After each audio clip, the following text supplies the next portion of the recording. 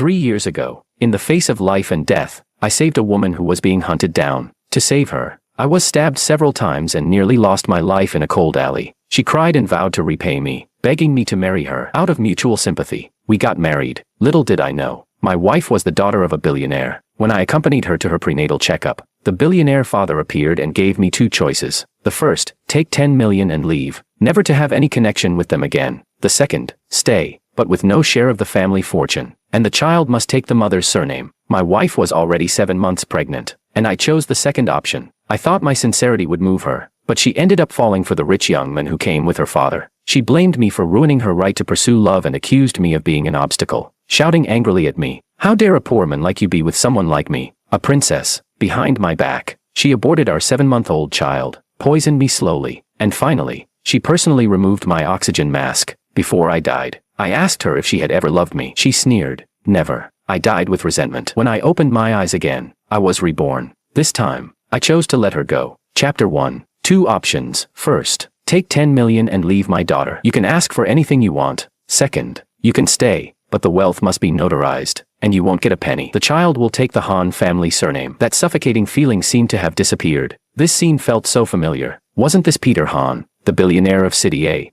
And standing beside him was Diana, 7 months pregnant. Had I returned to the day when the billionaire was acknowledging his family? I instinctively pinched myself, and the sharp pain from my hand confirmed it. I had actually been reborn. In my previous life, I chose the second option for Diana. I thought it would move her, but in the end, she betrayed me to be with another man, leading to my death. I still vividly remember her face full of hatred before I died. Now that I had the chance to be reborn, I wouldn't make the same mistake again. I broke free from Diana's grip on my wrist. Taking a deep breath, I said firmly, "I choose the first option." When I said this, both Diana and Peter stared at me in shock. Peter had already investigated me before the family acknowledgement. He knew how deeply I had doted on his daughter. Now, to leave her for a mere 10 million.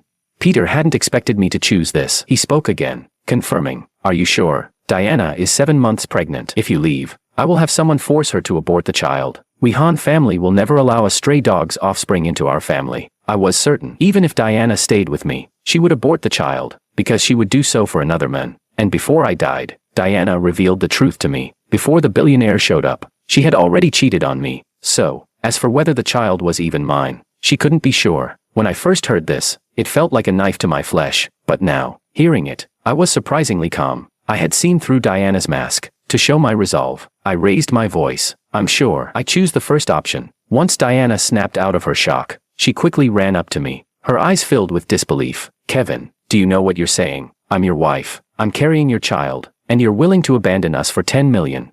Her voice was loud, with visible veins on her neck. Had I not lived through the previous life, I might have been fooled by her righteous indignation. Wasn't this exactly what she wanted? To secure the 10 million without angering her, I returned her previous words. "Diana, we are from 2 different worlds. We won't be happy forcing ourselves together. I'm just a poor man with nothing to give you, and I don't want to be an obstacle on your path to happiness. You have every right to pursue your own dreams. I'm nothing. I won't fool myself. You're a princess, and I'm not worthy." As I finished speaking, tears welled up in Diana's eyes. For a moment, I wondered if I had misread her. Could she really feel wronged and cry for me? Wasn't this exactly what she had always wanted? I didn't want to speculate further. Instead, I turned my gaze to Peter. Seeing Diana cry so dramatically, Peter no longer wished to argue with me. He immediately transferred 10 million to me. With the money in hand, I left without looking back. The Han family's influence was far greater than I had imagined. Even the divorce papers were already prepared. No effort from me required. It was all taken care of. No need to see her again. To celebrate my divorce, that evening, I met up with my friend Samuel. We went out for drinks. Normally, under Diana's control, I barely drank, but tonight, it felt like a rare occasion, worth celebrating. Chapter 2. As soon as I arrived at the bar, Samuel put his hand on my forehead, looking utterly shocked. "Bro, you really got divorced?" I picked up my drink and downed it in one go, then nodded. Samuel jumped up from the sofa in surprise. "Are you kidding me? You'd actually let go of your wife, I mean, ex-wife." It was well known how much I doted on Diana. I once took multiple stabbings to save her, nearly dying in a cold alley. Why did I risk everything for her? Well, it's just who I am as a man. I fell for her the moment I saw her, captivated by her breathtaking beauty. When I heard she wanted to marry me, I was so excited I stayed up for 3 days and nights. I planned the most romantic proposal possible. I didn't have much money back then, but I gave everything I had. I worked multiple part-time jobs, coming home late every night, never once complaining. Whatever she liked, whatever she asked for, I would try my best to fulfill her wishes. Even if she wanted stars from the sky, I'd find a way to bring them down. But this woman, the one I held in my palm, betrayed me and caused my death. Thinking about it, I tapped Samuel on the head, signaling him not to bring it up anymore. The goal today was to have fun. No getting drunk until I'm out of here. After drinking well into the night, I got up to go to the bathroom. A familiar figure appeared before me. Diana was surrounded by her group of girlfriends. She wore an elegant little skirt, and her 7-month pregnant belly was nowhere to be seen. I have to admit, Diana was extremely beautiful. Even while pregnant, her figure was still flawless. Now that the child was gone, you couldn't tell she'd ever been pregnant, but she just had an abortion and was now out drinking at a bar. I couldn't help but sneer. She's living quite the carefree life. When I tried to avoid them, one of Diana's friends noticed me. I could hear the biting tone coming from her. My sleeve was grabbed tightly by this woman. Kevin, stop right there. Look at you. You've bullied Diana into this state. My friend was really blind to marry a scumbag like you. You abandoned your wife and child just for some money. You'll get what you deserve. Following the direction her finger pointed, I saw Diana crying, her face a picture of grief. It was the kind of look that could make anyone feel sorry for her. But after seeing her true nature, I couldn't feel the slightest bit of interest anymore. Let go of me. I spoke coldly, my words firm, but the woman in front of me didn't seem willing to let go. Her voice grew louder, and soon, a crowd gathered. She seized the opportunity to paint me as the ultimate scumbag. Everyone, look at this man. He abandoned his girlfriend of many years for money. My friend was blind to fall for him, took my friend's money, then kicked her to the curb. How could anyone be this heartless? My friend was forced to abort a 7-month-old baby. Who's going to stand up for her? Diana's friend grew more agitated, gesturing wildly with her hands. The crowd started whispering and throwing disdainful glances my way. Men these days are heartless, no conscience. Yeah, they'll do anything for money. The criticisms kept pouring in. Diana, with a sobbing voice, walked up to me. Her eyes were slightly red, looking like she had suffered a huge injustice. Kevin, was it my dad who forced you with money? If it was, I'll go talk to him. But can you please think this through? Don't break up with me, she cried, her shoulders trembling. A sight that would easily make any uninformed person feel sympathy. I looked at her and felt nothing but disgust. In my previous life, she told me before I died that the child in her belly wasn't mine. I didn't know if she said that out of spite or something else. To prove my point, I pulled out my phone from my pocket. I found a random paternity test result online. I held it up in front of her. Don't accuse me falsely. You're crying like this, so explain this to me. Just a glance was enough for Diana's face to change drastically. She didn't even see that the name on the paper wasn't mine. Her friend, still standing beside her, kept defending her, saying I was slandering her. But the next second,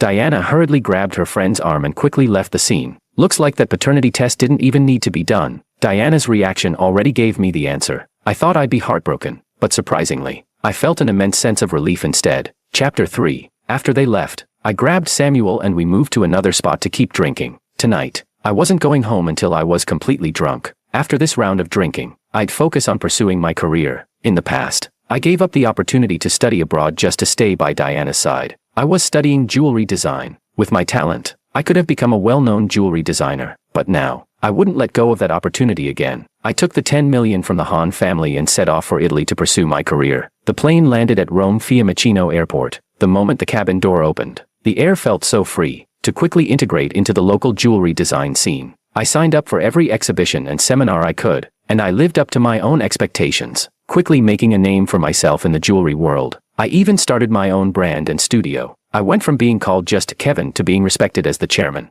Now, my assets were many times what the Hahn family had given me. 3 years later, I returned to my homeland. Samuel came to pick me up. The moment he saw me, he practically ran over and placed his hand on my shoulder. After all this time, I finally get to see the great designer back. I thought you were done with me, bro. How long are you staying this time? I patted his back and we were still as comfortable with each other as before. Once you're done with whatever you're up to, and don't need me around, I'll just pack up and leave. It had been 3 years, and Samuel was looking much more polished. Looks like love had been good to him. The main reason I came back was to be Samuel's best man. Our bond is strong, and if it weren't for his wedding, I don't think I would have ever set foot in this place again. We talked a lot on the way, and he dropped me off at the top-tier hotel. We agreed to go suit shopping for the best man together the next day. After a shower, I fell into a deep sleep. The next day, Samuel arrived in his luxury car to pick me up. In the past 3 years, Samuel had also made great strides in his career, achieving some success. Apart from picking out best man suits, the bride's side had also arranged for the bridesmaids to choose their dresses. What surprised me, though, was that one of the bridesmaids was Regina, my university classmate. Regina was well known as the school's beauty. Back in college, many guys tried to pursue her, but she was more focused on her studies and wasn't interested in relationships. We talked for a long time, reminiscing about old times. Through our conversation,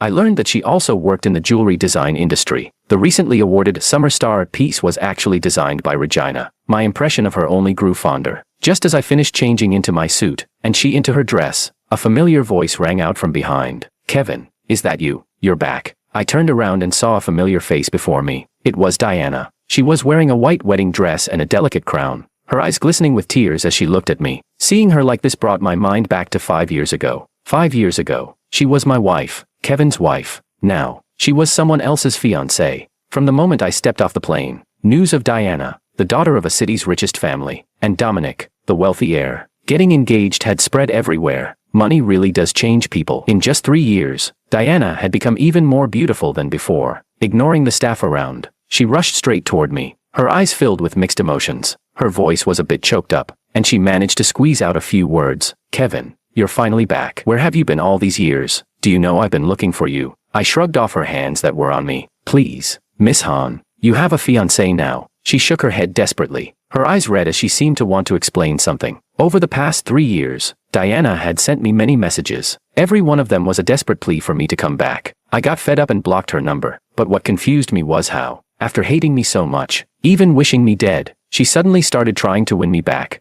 Before I could dwell on it too much, Regina's voice broke the awkward silence. Chapter 4. Miss Han, do you two know each other? Regina was the winner of this year's Summer Star Award, and the event was hosted by the Han family. So Regina knew Diana. When Diana saw Regina here, a trace of undeniable jealousy flashed in her eyes. Diana was very controlling. Back when I was with her, I deleted every female contact from my phone for her. Even female clients were not exempt. So when she saw me with another woman, the jealousy in her eyes was impossible to hide. She didn't respond to Regina, but instead turned to look at me. "How do you two know each other? Who is she?" I wrapped my arm around Regina's shoulder and introduced myself. "I'm Regina's boyfriend." Regina glanced up at me, but didn't reject me. Instead, she introduced me to Diana. "Miss Han, this is Kim, an Italian jewelry designer. He's won several major international jewelry design awards. His works are known for their unique creativity and exquisite craftsmanship, and he has a high reputation in the European market. That necklace you're wearing, he designed it." Diana subconsciously reached up to touch the necklace on her chest. Both Regina and I were surprised. I hadn't expected that the necklace, which had been auctioned for an astronomical price back in China, had actually been bought by Diana, and Diana didn't expect it either. The poor guy who worked multiple jobs a day back then was now a renowned jewelry designer in the industry. I couldn't help but smile in amusement. I didn't want to have any more interaction with Diana. After giving Samuel a quick nod, I grabbed Regina and left, perhaps out of respect for the Han family's face. Diana didn't follow us. I took Regina to my car, and we didn't say a word along the way. We were both a bit awkward about what had just happened. Regina broke the silence first. "What's your relationship with Diana?" Hearing her mention Diana's name, I fell silent for a long time, unsure how to respond. Regina seemed to sense my hesitation and didn't press the matter further. Instead, she took my hand and suggested we stop by a street food stall. I was pulled along to a snack street. I didn't expect the famous Regina, big designer, to come to such a place. It made me think of the past. When I was with Diana, she would never want to come to these places. Whenever I suggested it, she would always scold me first, and I always had to be extra careful with her feelings. But now, being with Regina, I felt a rare sense of relaxation. Maybe it was because I was so happy, but we both ended up drinking a lot. Regina didn't handle alcohol as well as I did. After just 2 bottles, she was already a bit tipsy. I put my arm around her and escorted her back home. The bracelet on Regina's wrist seemed so familiar. Wasn't it the bracelet I designed back in college?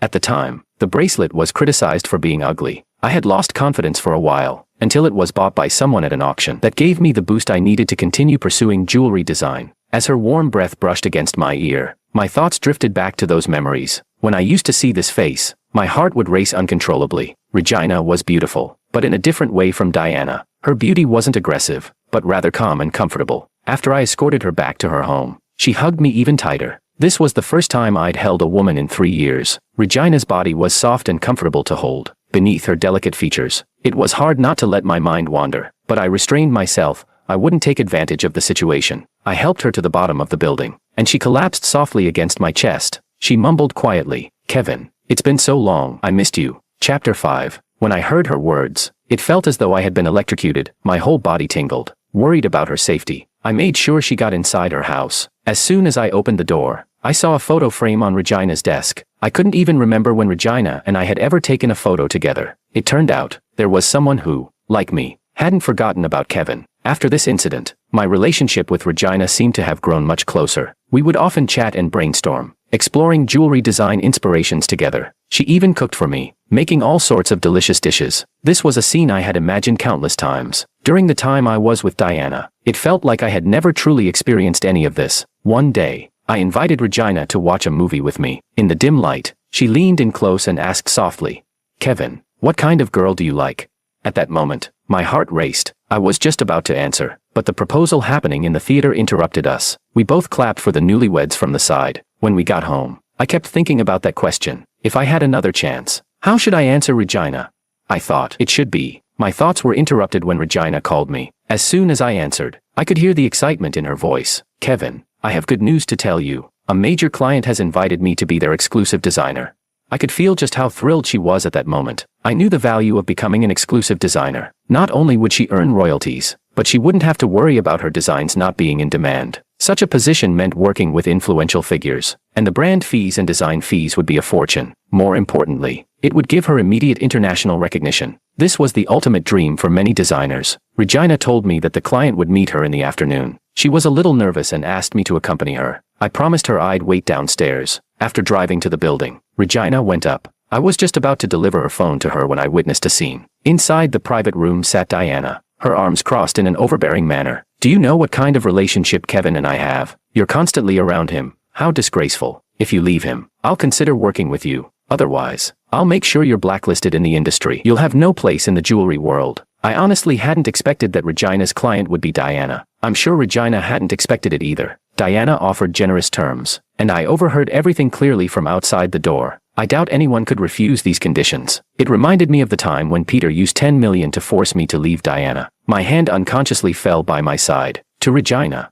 I was just a former classmate. Whatever decision she made, I would respect it. Just as I turned to leave, I heard Regina's firm response. Regina scoffed, her eyes filled with disdain and defiance. "I don't need you to tell me what kind of relationship Miss Han and Kevin have. If Kevin wants to tell me, he will. If Miss Han wants to force me to leave someone in such a sneaky way, I'm sorry, I can't do that. Since Miss Han doesn't appreciate my designs, I don't think there's any need to collaborate. I want my jewelry to be seen by those who truly appreciate it." The door opened, and our gazes met. Seeing her face flushed with anger, I couldn't help but feel a pang of sympathy. In that moment, Regina's place in my heart subtly shifted. In just a second, I reached forward and took Regina's hand. All I could do was offer her a bit of reassurance. The next second, Diana suddenly burst out of the private room. Chapter 6. Her voice was hoarse, filled with humility and pleading. "Kevin, can you stop and listen to me for a moment? I'm sorry, I was wrong. Please don't leave me, okay? After everything, after all the twists and turns, I realize you've been the best to me. Can you come back to me?" As she spoke, Diana's eyes turned red. The corner of my mouth curled into a cold smile. Looking into her swollen eyes, I responded indifferently. "Miss Han, are you joking? Everyone knows that I, Kevin, abandoned my wife and child for 10 million, becoming the villain everyone despises. Now you're saying that I've been the best to you. Doesn't that sound a bit off?" As soon as I finished speaking, Regina turned to look at me. There was disbelief in her gaze, but more than that, it was pity. Diana, on the other hand, shook her head frantically, biting her lip. "No, I know you love me. You did that on purpose. No matter what, I won't let you go again. I had a terrible dream, Kevin. In the dream, I left you and ended up with Dominic. But after marriage, he tortured me endlessly. He killed my father, took all of the Han family's wealth, and in the end, I was tortured to death. My body was covered in blood." As she spoke, Diana's eyes were filled with an unprecedented fear. Her pupils were wide open. It seemed as though what she was saying had truly happened. Her reaction didn't seem like an act. It was at this moment that I realized Diana might have had a rebirth. No wonder in the past, she had an affair with Dominic. The two were very close, and in this lifetime, Diana had intentionally distanced herself from him. The rumors of Diana being engaged to Dominic were probably just a plan from the Han family. But so what? Late love is worth less than grass. Back then, Diana's affair and the 7-month-old child she carried weren't fake. To avoid making Regina suspicious, I said only one thing to Diana: "You're crazy." I tried to pull Regina away, but Diana held onto my hand tightly. Her emotions were in turmoil, tears and snot mixing together as she shook her head desperately. "Wyan, listen to me. I'm not crazy. Everything I'm saying is true. I know I've hurt you, but I really want to make it right. Kevin, Please give me a chance. I promise I'll never leave you again. Seeing that I wasn't responding, she turned her gaze onto Regina. Diana's eyes flashed with hatred. Her gaze locked onto Regina. You're not willing to be with me because of her, right? What exactly is your relationship with her? I instinctively shielded Regina behind me. No matter what our relationship is, I've already introduced you. I grabbed Regina's hand and pulled her away from the scene. Hearing Diana's heart-wrenching cries behind us, the atmosphere was heavy. I drove the car to the outskirts, trying to breathe in the fresh air. Regina stepped out of the car. She lost her balance and collapsed into my arms. As our eyes met, a hint of intimacy filled the air. Finally, Regina spoke up. Kevin, I want to know, what are we to each other? Looking at her flushed face, I lost my train of thought for a moment. When she saw I didn't answer, she seemed a little disappointed. Her eyes reddened slightly, and she turned as if to leave. At that moment, I grabbed her, unable to control myself. I kissed her. Her eyes suddenly lit up, and then she closed them, kissing me back. I don't know when it started, but I've already developed special feelings for this girl in front of me. She was gentle and thoughtful, obedient and understanding. Most importantly, all these years, she had kept her focus solely on me. These were things I had never felt with Diana. I had thought many times about asking Regina if she would be my girlfriend, but when facing someone I loved so deeply, I always felt a strange sense of inferiority. I feared I wasn't good enough for her. After all, Regina was so outstanding. But now, I've figured it out. If I want to love, I should love boldly and fearlessly. My kiss was, in a way, an indirect answer to her. Do you mind my past?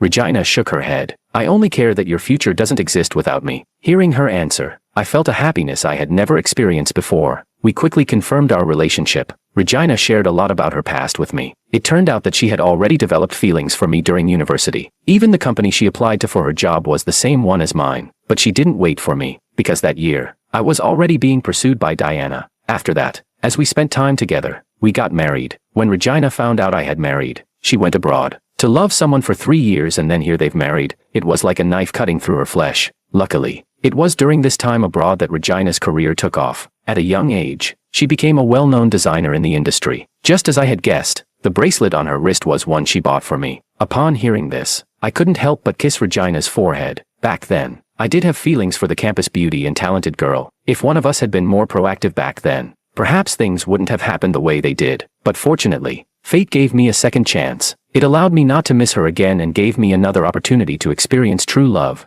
Chapter 7. In order not to miss her again, I quickly proposed to her. I spent 3 days and nights designing a jewelry necklace called the One for her. I personally selected the most luxurious wedding dress for her and invited all our family and friends to witness our engagement ceremony. Jewelry designers Kim and Regina's engagement ceremony was held on January 13th. The two great designers, perfectly paired, became a famous story in the industry. The news of our engagement was repeatedly broadcast on the billboards of major brands. And just as we raised our glasses to celebrate each other, the news of Diana, the daughter of a wealthy businessman from City A, committing suicide, hit the trending searches. The Han family has significant power, and they sent someone to find me. Regina was worried that this would harm my reputation if it got out of hand. So, she persuaded me to visit Diana. I followed my wife's suggestion and reluctantly went to see what had become of her. I kissed Regina on the forehead. Wait for me to come back. I was taken to the hospital by people from the Han family. Lying on the hospital bed was a bloodless Diana. Her eyes were hollow, as if her soul had been sucked away. But the moment she saw me, her eyes suddenly lit up. She seemed to forget that there was still an 4 in her hand, and she ran down barefoot. Her voice was choked, and she looked as if she had suffered immense pain. Kevin, I heard that you got engaged today. Tell me this isn't true, right? You clearly love me so much. How could you get engaged to someone else? You swore to me. You said you would only love me forever. How could you suddenly stop loving me? Her eyes were filled with tears, and her lips trembled. I took a deep breath and tried to keep my tone calm. Diana, we ended long ago. From the moment you did those terrible things to me in the past life, fed me slow poison, personally removed my oxygen mask, and had the baby aborted at 7 months, we were already over. Diana seemed struck by my words. Her body staggered. Her eyes filled with disbelief. Previous life, there were only the two of us left in the room. I wasn't going to hide it anymore. Diana knew about my rebirth. If it weren't for her rebirth, how could there be such a huge change in this life?